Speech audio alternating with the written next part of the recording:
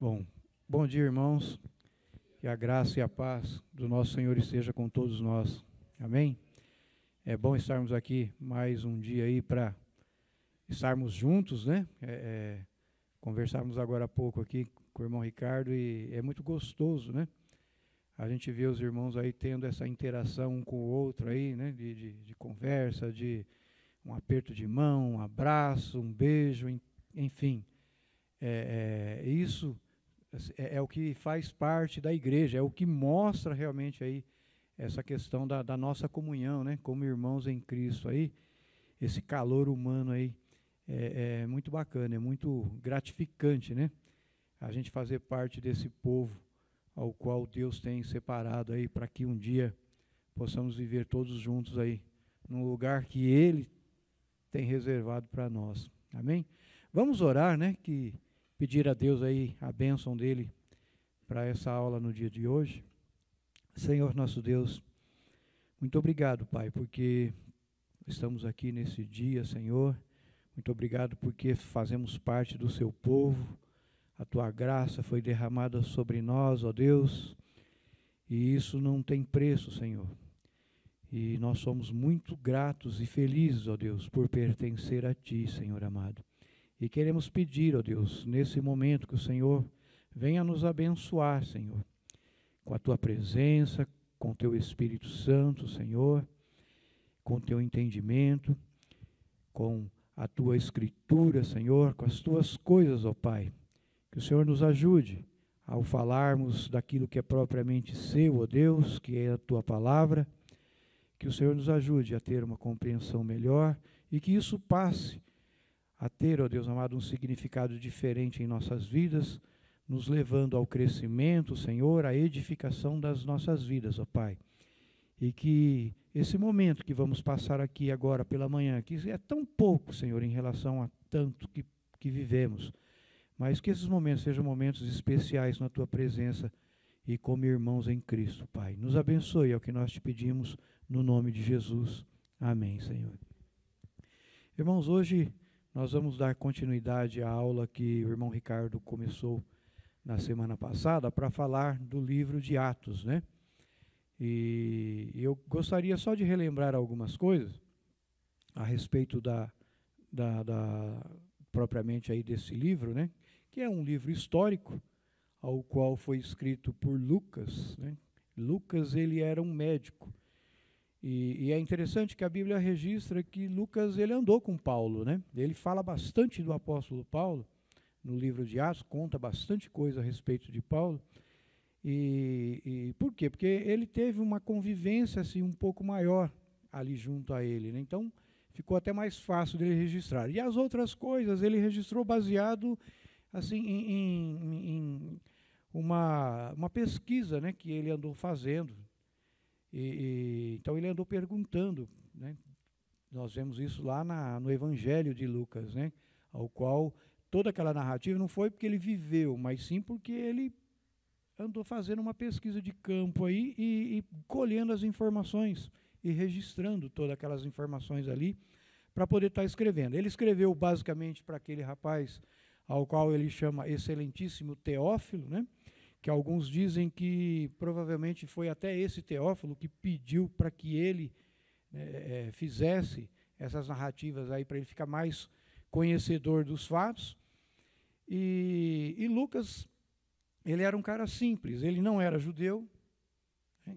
Alguns dizem que talvez Lucas poderia fazer parte daqueles 70 ao qual Jesus designou lá, mas é pouco provável. Enfim, Lucas não era apóstolo, ele não era profeta, ele não era nada nesse sentido, né? Só que o que eu quero dizer é assim, percebe como Deus usa as pessoas? A expansão da igreja, ela não se deu só através de Pedro, Paulo, né, Tiago, João, mas se deu através de muitas pessoas, que a gente não sabe, não conhece, não está registrado, né? Deus usa a todos, da maneira como eu tenho certeza que Lucas jamais imaginaria que os escritos dele se tornaria o que hoje nós temos em mão. Por que eu estou querendo relembrar isso? Por causa das nossas vidas. Você já parou para pensar que aquilo que você tem feito hoje, talvez é algo assim tanto simples, insignificante às vezes, né? Mas você não sabe o que isso pode ser transformado lá na frente. Você está plantando algo, e principalmente na vida das outras pessoas, de repente da tua família, que você não sabe aonde é que isso vai chegar. Então, o nosso trabalho, ele não é vão no Senhor, como o apóstolo Paulo mesmo diz lá em 1 Coríntios 15.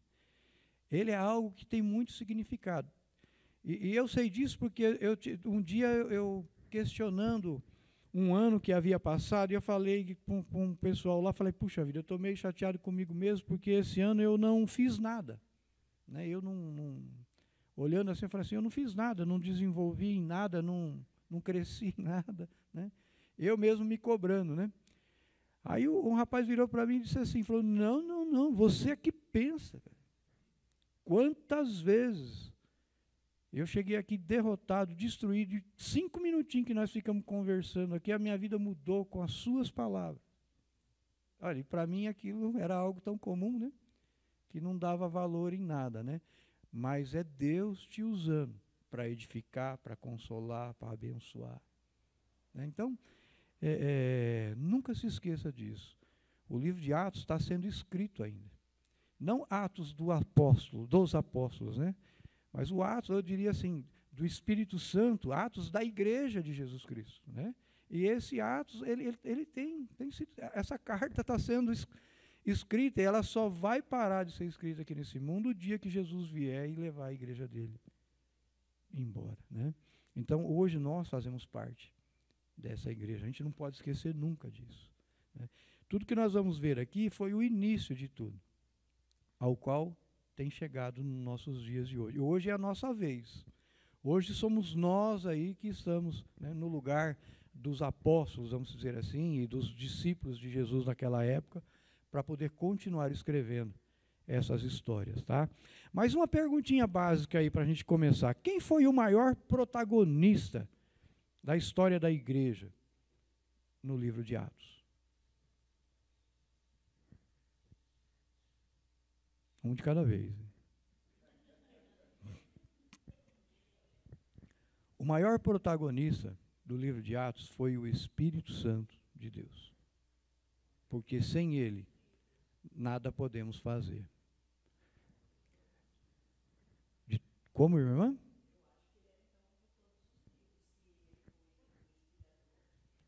Sim, isso é claro, abrange todos os escritos de Deus, porque a própria palavra fala, né, que tudo que foi escrito inspirado pelo Espírito Santo. Mas a dinâmica do desenvolvimento, do nascimento, do crescimento da igreja, ele se deu através do Espírito Santo. Foi aonde Jesus disse, olha, ficai em Jerusalém até que do alto vocês vão ser revestidos de poder. E aí teve o dia de Pentecoste, ao qual foi derramado ali o Espírito Santo. E a partir daí, a igreja tomou uma nova forma, ou seja, ela começou a surgir. O primeiro discurso de Pedro, a primeira pregação de Pedro, se converteu 3.000 pessoas. Você já pensou?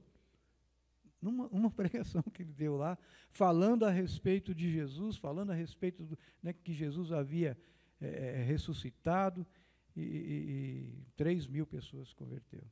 Quer dizer, foi Pedro que convenceu? Não, foi o Espírito Santo. E aí a gente vai ver, é o livro que mais fala do Espírito Santo, é esse. Né? Por isso que tem uns que dizem que deveria ser chamado o Atos do Espírito, né? Porque o protagonista maior é o Espírito Santo. É claro que os personagens que aparecem, de certa forma, com mais, assim, é Paulo, né, que escreve, e Pedro, né? Pedro e Paulo é os que mais aparecem como ser humano, né? Mas através deles a gente vê aí o Espírito Santo agindo assim de forma poderosa. E não é diferente nos dias de hoje, né? A gente sabe muito bem que a gente só consegue alguma coisa se for através do Espírito Santo.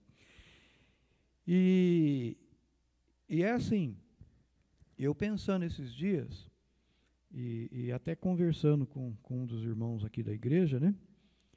eu disse para ele assim, talvez hoje o maior problema que a igreja enfrenta nos nossos dias é tentar fazer as coisas por força humana.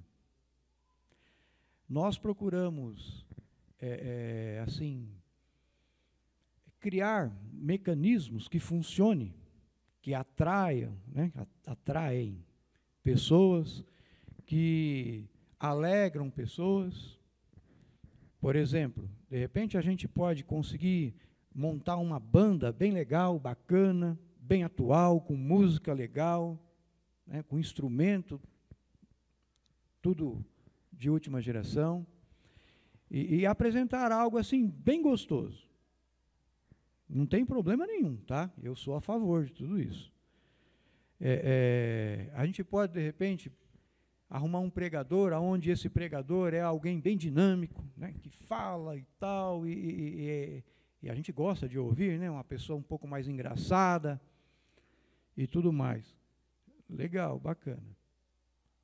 Mas sabe, todas essas coisas podem ser produzidas sem o poder de Deus. O meu filho disse que foi num encontro um tempo atrás aí, de jovem, aonde tinha tudo isso. Mas eles não têm nada a ver com Deus, de fato, né, compromisso com a palavra. O que eu estou querendo dizer? Eu estou querendo dizer o seguinte, para mim hoje, a igreja precisa resgatar isso, a dependência do Espírito Santo de Deus. Nós precisamos trilhar um caminho aonde a gente, como o apóstolo Paulo fala lá, enchei-vos do Espírito Santo. Por quê? Porque é o Espírito Santo quem vai operar milagres, é o Espírito Santo que vai fazer maravilhas. Porque eu não estou dizendo que nós não temos o Espírito Santo, tá? Pelo amor de Deus, não me entenda errado. Tá? O que eu estou querendo dizer é que as igrejas nos dias de hoje não têm, na minha opinião, tá? Que fique bem claro, não têm buscado essa dinâmica de se encher do Espírito Santo. E aí falta poder nas nossas vidas. Poder para convencer as pessoas de que Jesus Cristo é o Senhor. Poder para orar pelas pessoas e essas pessoas receberem bênçãos do Senhor. Porque nós somos esse canal aonde Deus, você acha que Deus, ele não quer abençoar esse mundo? Você acha que Deus não quer salvar mais as pessoas? Você acha que Deus não quer operar mais maravilhas, mais milagres nesse mundo? Claro que Deus quer. E às vezes ele não consegue fazer. Por quê? Porque nós somos o canal para que isso tudo aconteça. E se nós não crermos e não buscarmos isso, não vivermos isso, você sabe por quê? Porque existe uma diferença muito grande. Eu não sei nem por que eu estou perdendo muito tempo com isso. Me desculpem. Mas, assim, existe uma diferença muito grande de você viver para Deus e você de viver para você. Eu não sei você, mas eu tenho para mim que eu tenho vivido 90% para mim e quando muito, né, vou colocar assim para não falar menos, né, 10% para Deus. Não sei você, mas eu acho que isso reflete o que a igreja de Jesus Cristo tem vivido hoje. Está todo mundo cuidando da própria vida. Eu até, essa semana, eu também acabei pensando alguma coisa que falei, puxa vida, é a verdade. Quer ver como que é interessante? Qual é o seu interesse na vida? O que mais te interessa? De repente é o teu emprego? É o que mais sofre influência aí do seu interesse? De repente, sei lá, é a tua família? De repente, elas são tantas coisas, é o teu bem-estar. Você se esforça tanto, porque o interesse da gente, a gente se esforça para chegar nele, não é verdade? Agora, qual é o teu interesse nas coisas de Deus? Percebe? Qual é o seu interesse, que tamanho que ele é, a respeito, por exemplo, de qual é a vontade de Deus para as nossas vidas? Será que o interesse de Deus, ele não deveria estar acima dos nossos interesses? Sabe, se encher do Espírito Santo tem a ver com você se colocar nessa posição. em você decidir, olha, eu vou buscar os interesses de Deus para a minha vida, eu vou morrer para o meu eu, para que os interesses de Deus aflorem na minha vida. Mas sabe, hoje eu vejo assim, nós estamos muito preocupados conosco. Se eu sou feliz, se eu não sou feliz, se eu estou bem, se eu não estou bem. E aí a gente gasta tempo com a igreja assim, né? Não está errado, que a igreja só não vive aqui, mas, assim, quando muito a gente frequenta o culto. Quando muito a gente... Aí você sabe qual que é o problema? O problema que eu vejo é assim, aí nós não temos poder para fazer nada do que você vê escrito no livro de Atos. Vocês percebem que o apóstolo Paulo, qual que era o interesse do apóstolo Paulo na vida dele, hein? Ele fala assim, ó, para mim, viver é Cristo. O interesse dele era Jesus. O interesse dele era cumprir aquilo que Jesus tinha colocado nas mãos dele. Então, que a gente possa pensar um pouco a respeito de tudo isso, né? Porque eu creio que se nós quisermos ter uma vida de poder diante de Deus, nós precisamos estabelecer bem claro quais são os nossos interesses.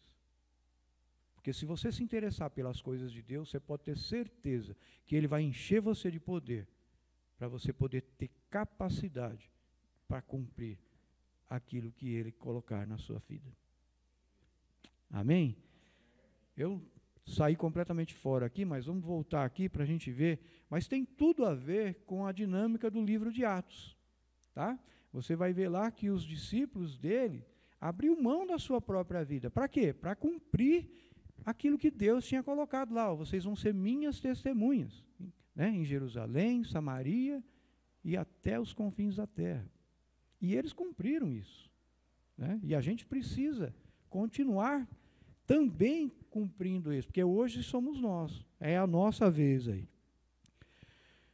Bom, o livro relata desde a última aparição de Jesus, você lembra? Ele começa falando a respeito de Cristo, né? Depois de ressurreto, e vai até a prisão de Paulo, em Roma, né? E isso dá uma narrativa aí de aproximadamente 30 e poucos anos aí de história. Então, Lucas conta aí um espaço de uns 30 e poucos anos de história aí dos ocorridos. Essa lição de hoje analisa a cronologia de algumas epístolas, encaixando-as no livro de Atos. Algumas foram escritas em período posterior, depois, né, ao relato de Atos. Enfim, nós vamos ver aqui hoje aonde se encaixam as cartas que Paulo escreveu. Tá? Na história ali, vai dar para perceber o que estava acontecendo e o momento ao qual ele escreveu cada carta. Então, quando você ler as cartas de Paulo agora, você vai saber, olha, Paulo escreveu essa carta, sei lá, vamos supor assim, lá aos Efésios, estava acontecendo isso, ele estava fazendo essa viagem assim, ele estava em tal lugar. Então, vai ficar mais fácil até de você entender o que está escrito ali, né, o que ele realmente estava querendo dizer. Mas vamos lá, as epístolas em Atos. Dividiremos esse conteúdo em períodos menores para facilitar o nosso entendimento. O primeiro período é os anos iniciais aí de Atos. Esse período está descrito nos 12 primeiros capítulos aí de Atos, que corresponde a 10 anos de história, do ano 36 até o ano 46, aproximadamente, aí depois de Cristo. Tá? Agora, os fatos principais.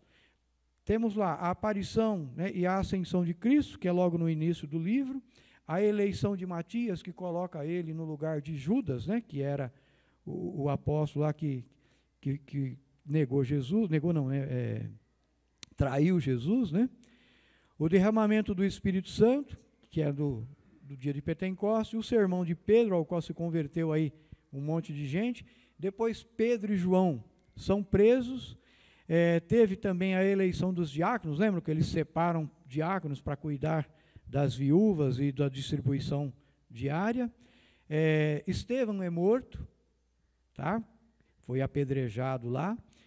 E a conversão e a vocação de Paulo, veja bem, às vezes a gente olha, quando você lê Atos e vê quando Estevão é sido apedrejado, a gente às vezes pode pensar assim, a Bíblia diz assim, que ele era um homem cheio do Espírito Santo, alguém que sabia falar, alguém que de repente seria assim uma peça né? Se jogasse no teu time, você não ia querer perder esse jogador, você ia querer perder ele. Aí fala, Deus permite que a turma o apedreje. Aí você já parou para pensar, por que que Deus permitiu que Estevão morresse apedrejado? Aí você sabia que depois da morte dele, houve ali um debandar, né, vamos dizer assim, dos crentes, e esparramou gente para tudo quanto é lado, por causa da perseguição que havia, e por causa dessa perseguição e o pessoal indo para tudo quanto é lado, fugindo, eles fugiam, mas levavam consigo a palavra.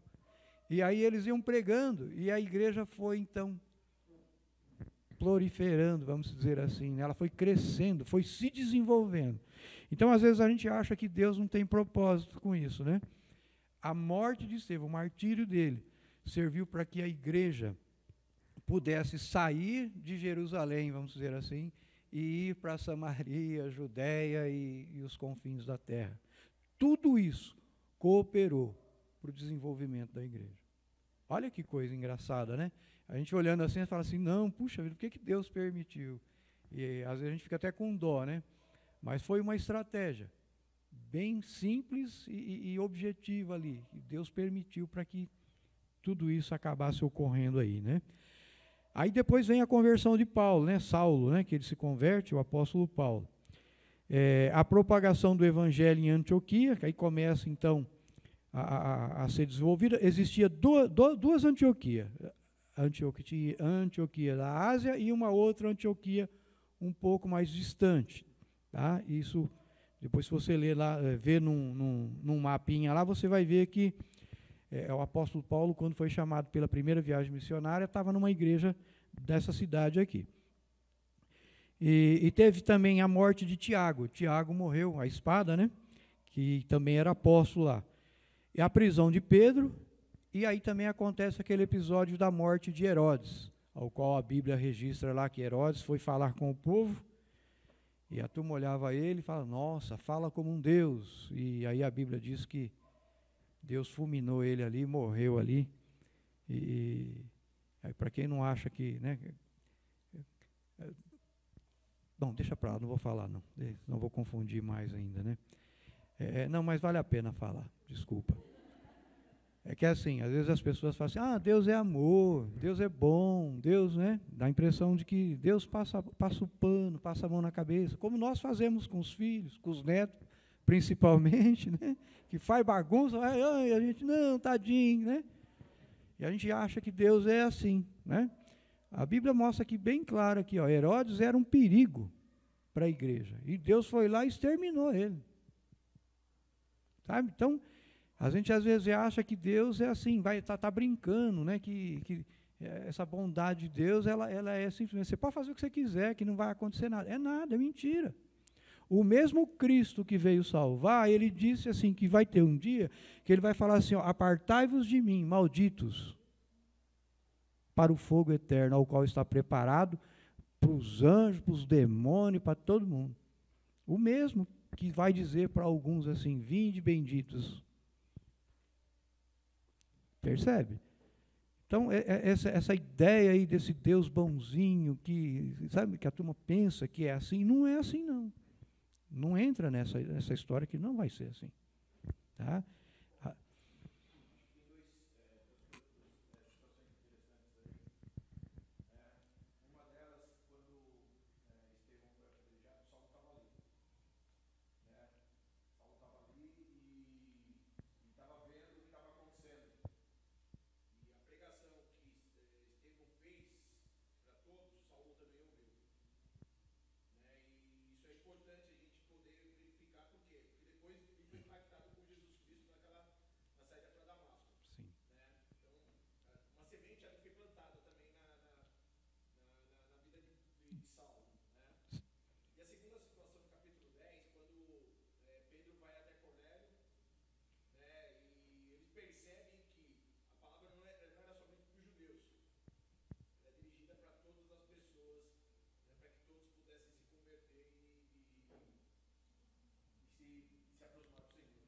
Sim, depois o irmão acerta aí, mas é isso mesmo, é como o Wagner está falando, né?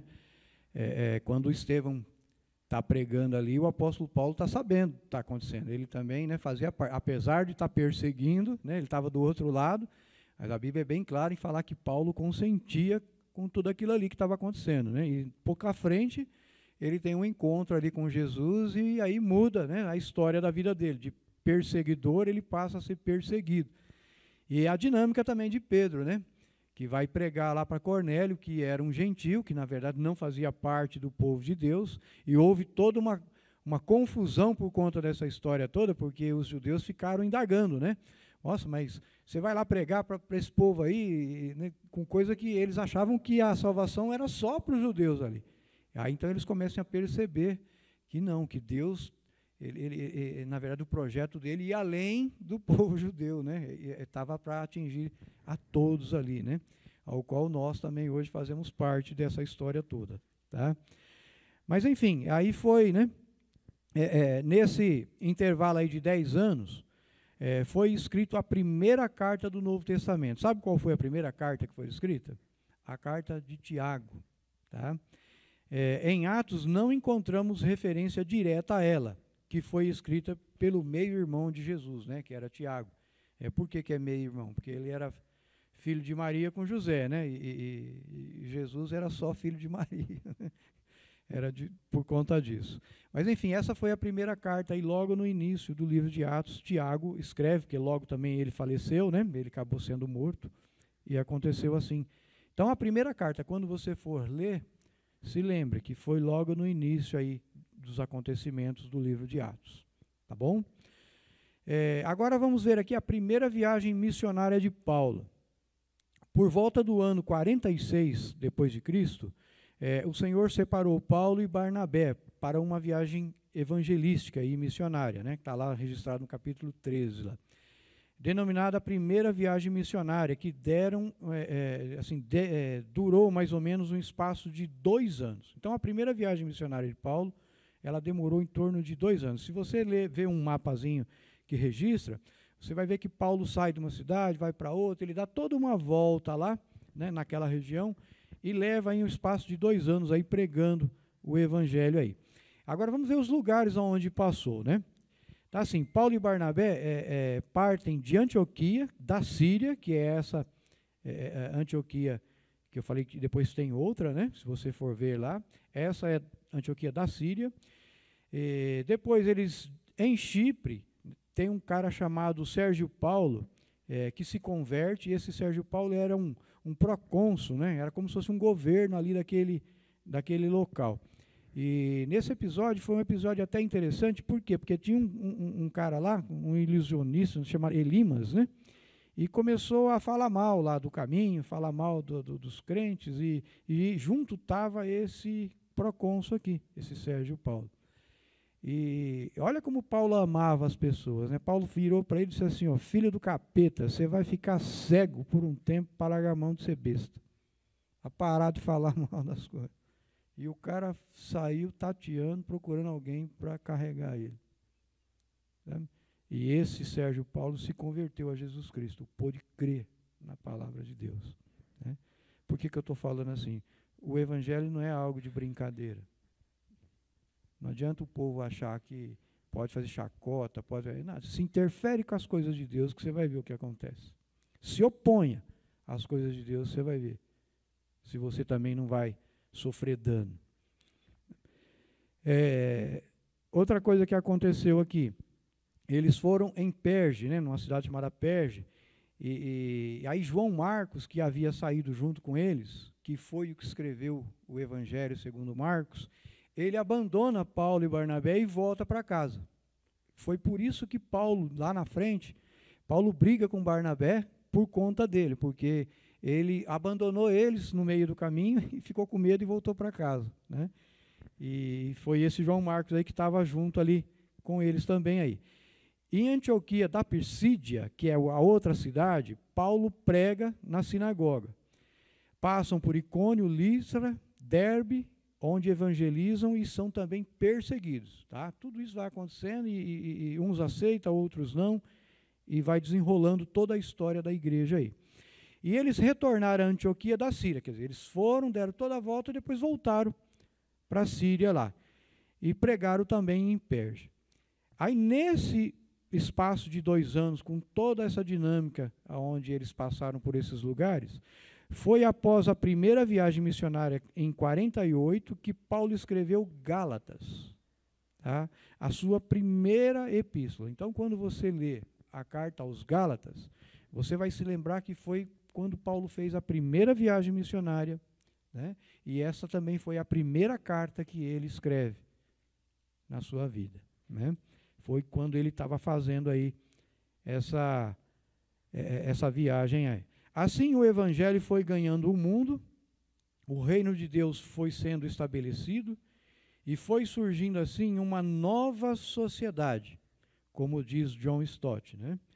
E Paulo também chama essa nova sociedade de um novo homem. Veja bem, lá na profecia de Daniel, ele diz que haveria um reino que ia se iniciar, e esse reino seria um reino eterno.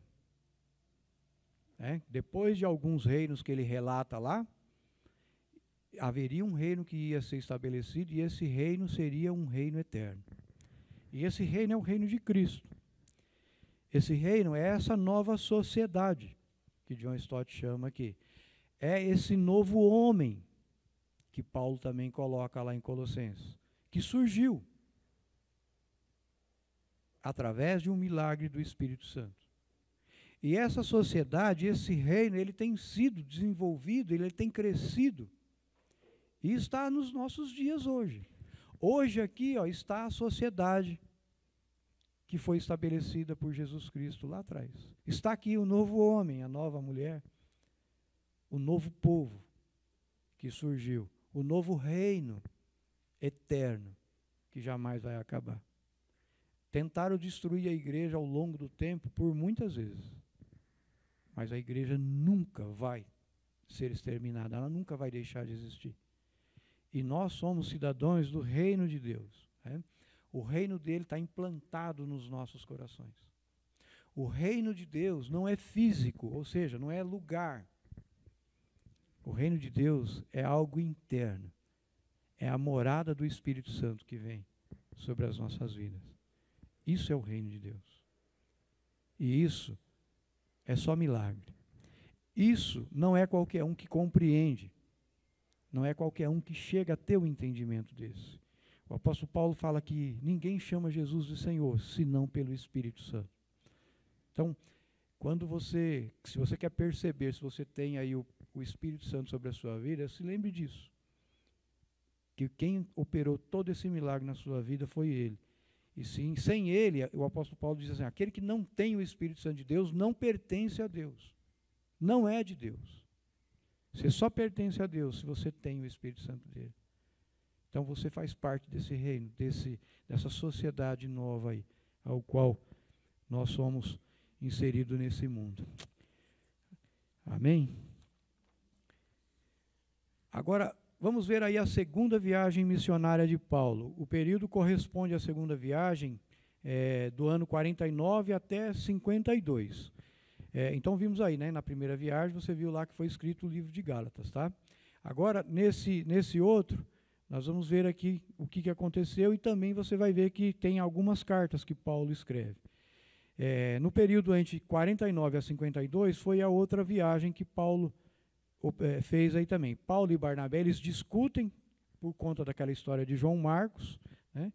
E segue com Silas. Então Paulo pega Silas e vai para um lado, e Barnabé pega João Marcos e vai para o outro. Olha, Lucas não registra o que Barnabé fez, né? Lucas registra o que Paulo, né, aconteceu com Paulo. Mas a igreja também estava sendo expandida por outros caminhos. Isso está lá em Atos capítulo 15 em diante, lá conta essa história. Paulo e Silas seguem pelo sul da Galácia e também escolhem Timóteo. Aí Timóteo também agrega eles ali, eles conhecem Timóteo, né, Paulo chama ele de filho na fé, então Timóteo também começa a andar junto com Paulo ali e Silas. Em Troade, Paulo tem uma visão, né, no capítulo 16 lá, que fala bem claro lá alguma coisa lá a respeito do que ele deveria fazer. Em Filipos, A conversão de Lídia. Paulo vai pregar lá, chega nessa cidade, ele vai pregar lá num lugar lá, e essa mulher, Deus abre o entendimento dela, e ela então se converte, né? E ela leva Paulo para a casa dela, enfim, acaba pregando lá. A partir daí, também acontece o encarceramento de Paulo e Silas. Lembra daquela história de Paulo e Silas na prisão, ao qual, durante a noite, eles cantavam, ao qual eles adoravam a Deus, e de repente as cadeias se quebraram, tudo ali, né? O carcereiro achou que todo mundo fugiu, e aí então Paulo prega para ele, ao qual ele pergunta, né? O que devemos fazer para ser salvo? Paulo fala: crê no Senhor Jesus e será salvo tu e a tua casa. Então acontece esse fato ali também. Paulo prega para aquela família toda, eles se convertem a Jesus Cristo. Depois também eles passam em Tessalônica, na casa de um rapaz chamado Jason, né, que recebe eles ali na casa deles, e essa casa é até atacada, porque esse cara recebeu ali os apóstolos, né, principalmente Paulo ali e Silas, e tem toda uma confusão ali por conta disso. Em Bereia, Paulo discursa com base no Antigo Testamento. Ele faz um discurso lá mostrando que Jesus Cristo era o Messias que havia de vir, lá do Velho Testamento. E aí a Bíblia conclui que os bereanos, né, Lucas registra esse fato, eram mais nobres do que os demais, porque quando Paulo falava, eles catavam a Escritura e verificavam se aquilo que Paulo falava realmente estava escrito ali, nas Escrituras. Olha aí, então, Lucas fala que eles eram mais nobres por conta disso aí. Tem também, em Atenas, né, o discurso de Paulo no Areópago. Foi aquele fato onde Paulo chega para falar e fala assim: olha, eu vi ali que tem um altar. Paulo usa essa estratégia. Você vê como que é interessante. Paulo não chega lá criticando, né, a idolatria daquele povo. Paulo usa um altar que eles colocavam lá ao Deus desconhecido, e por conta disso ele fala assim: ó, esse Deus aí que eu estou querendo que vocês conheçam, é esse Deus aí desconhecido que eu estou pregando, esse Deus aí é Jesus Cristo. E aí então ele entra com a mensagem do Evangelho ali para aquele pessoal em Atenas. Em Corintos, Paulo permanece com Priscila e Áquila, né, que também ajudou ali, e Paulo regressa para Antioquia da Síria, indo por Secreia, por um outro caminho lá. Aí veja, foi durante essa segunda viagem missionária aí, e provavelmente em Corinto, na cidade de Corinto, que Paulo escreveu as suas 2 cartas aos Tessalonicenses.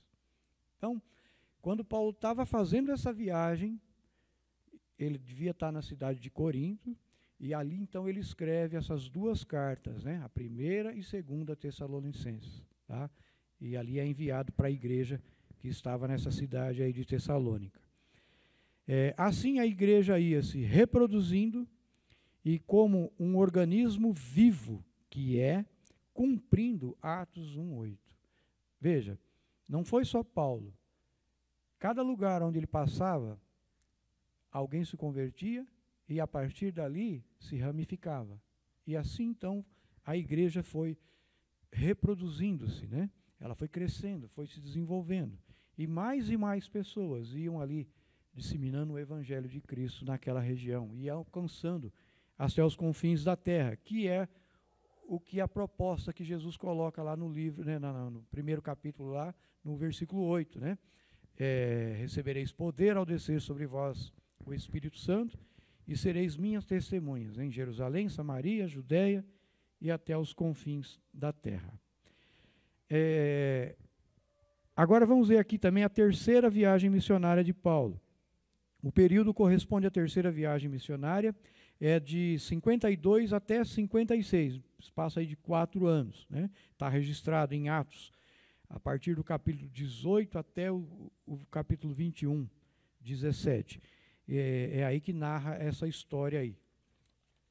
E os fatos principais que se deram foi assim: a viagem ao longo da Galácia e Frígida. Também eles passaram em Éfeso, né? Preparação ali de Apolo, que Paulo também agrega agora um outro, que é Apolo.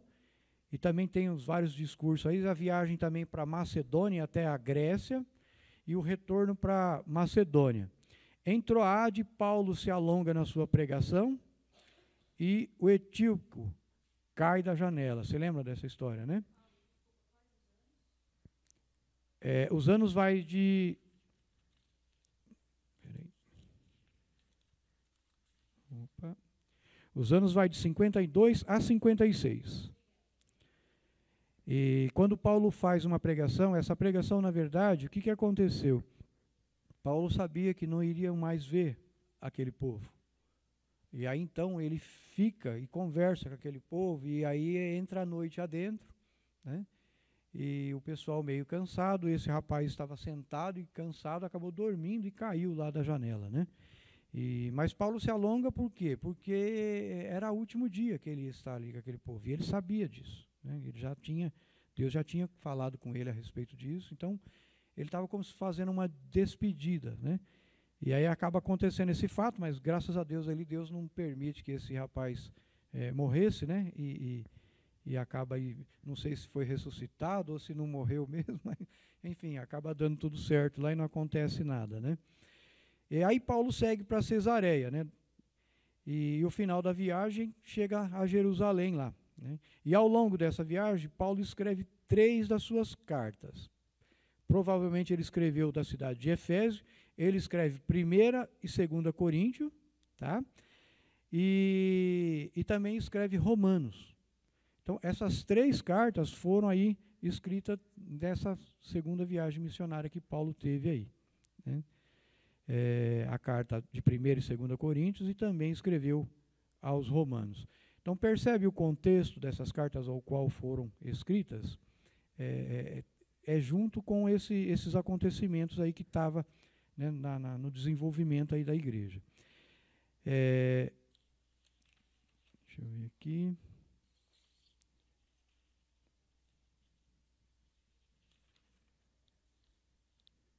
Agora,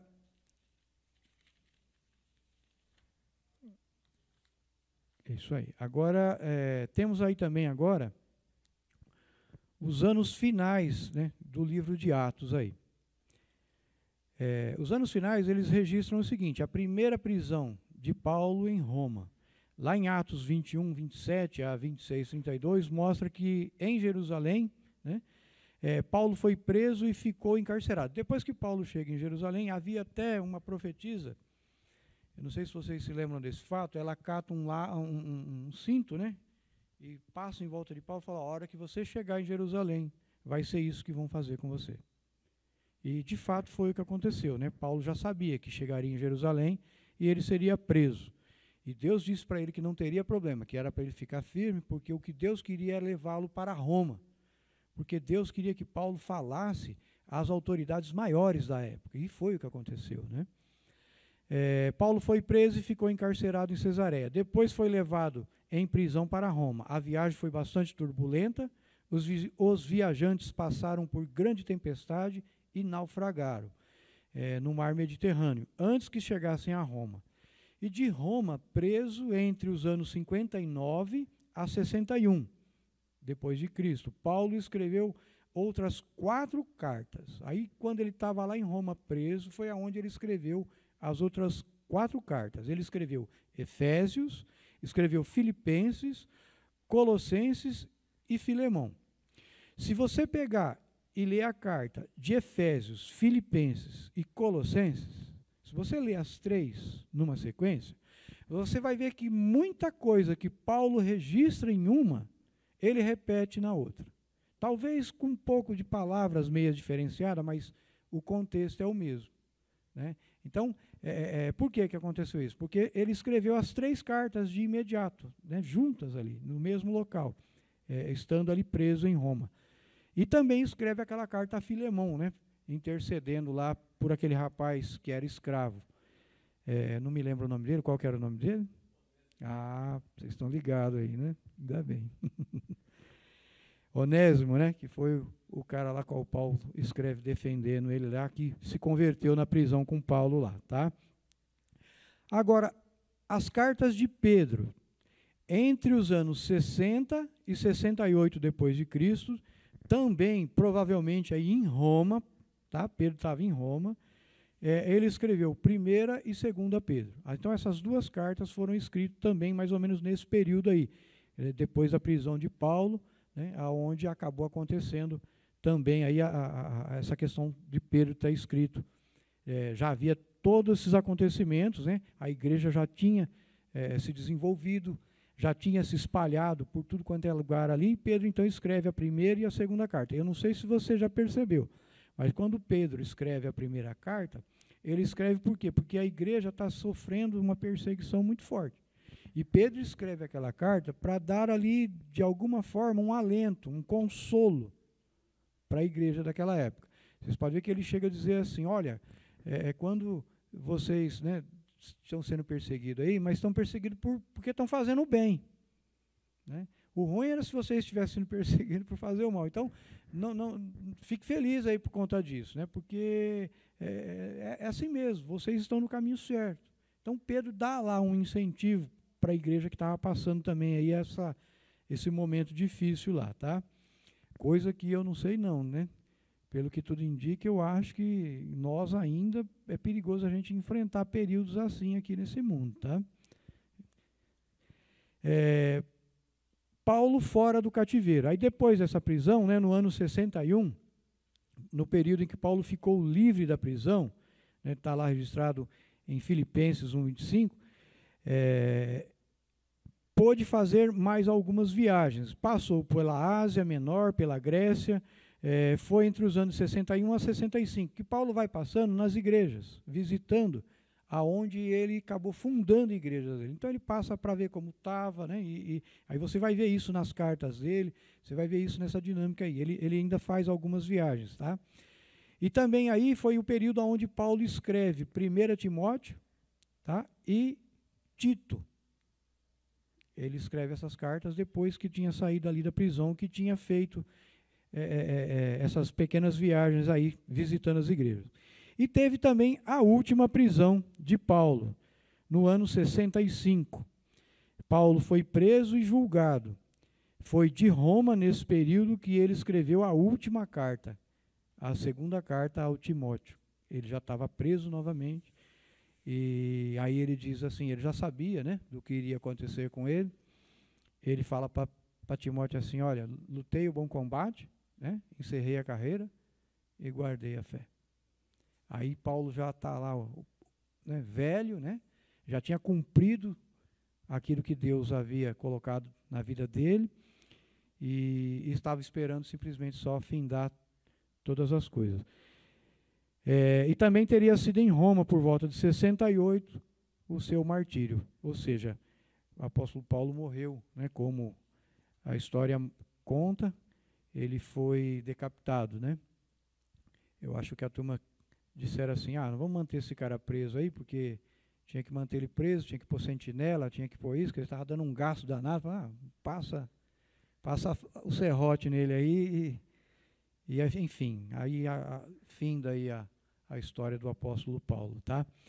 As epístolas posteriores a Atos, que depois tem algumas que foram escritas depois de tudo isso, tá? Das epístolas do Novo Testamento, 16 foram escritas no período de Atos dos Apóstolos e apenas 5 escritas em período posterior, a partir do ano 65, seguindo até meados de 95. São elas Hebreus, foi escrito depois de tudo isso, Judas e 1ª, 2ª e 3ª João. Tá? Então, essas cartas foram escritas depois desse período todo aí que o livro de Atos registra. E o último livro a ser escrito, qual foi? O livro de Apocalipse, né? A partir dele, Deus não inspirou mais ninguém a escrever a sua palavra. Apocalipse completa toda a revelação de Deus ao homem, né? Assim a gente então ficou com a Bíblia totalmente completa aí, né? E foi o que Deus deixou para nós. Dali para cá, a gente tem simplesmente, o qual nós chamamos assim de iluminação do Espírito Santo, e não inspiração, né? Os apóstolos aqui foram inspirados e hoje nós somos iluminados, né, pelo Espírito Santo. É um pouco diferente, por quê? Porque a iluminação é baseado naquilo que já foi inspirado, né? E inspirado é aquilo que é novo, né? Então Deus não tem mais nada novo para acrescentar na sua palavra, tá? o que ele tem é o que já está por aí. Enfim, conclusão, né? Vamos acabar bem no horário aí, tá? A partir do livro de Atos, podemos ter noção de quando foram escritas as epístolas. A história nos leva ao crescimento da nossa fé e nos leva ao crescimento da nossa fé e nos apoiarmos com base doutrinária nas Escrituras. O nascimento, o crescimento e o desenvolvimento da igreja no mundo continua acontecendo e nos nossos dias nós fazemos parte desse crescimento. Toda essa dinâmica, né, e o livro de Atos registrado, ele nos ajuda ao crescimento da nossa fé, de entendermos como foi a dinâmica de Deus para o desenvolvimento da sua igreja e também fazermos nós, basearmos a nossa fé na doutrina dos apóstolos, né, ao qual está registrado. E com isso, hoje é a nossa vez de estarmos aí desenvolvendo o reino de Deus, de expandindo o seu reino e procurando aí fazer com que o projeto de Deus continue a se cumprir na terra. Eu diria assim, Deus não precisa da gente se Ele quisesse. Ele não precisa para nada. Mas sabe, é uma coisa interessante quando você pensa para um outro lado. Deus te dá a oportunidade de fazer parte de um negócio como esse. Então, eu acho que vale a pena nós nos empenharmos a fazer parte de um projeto como esse. É legal quando, por exemplo, existe uma comunidade no bairro.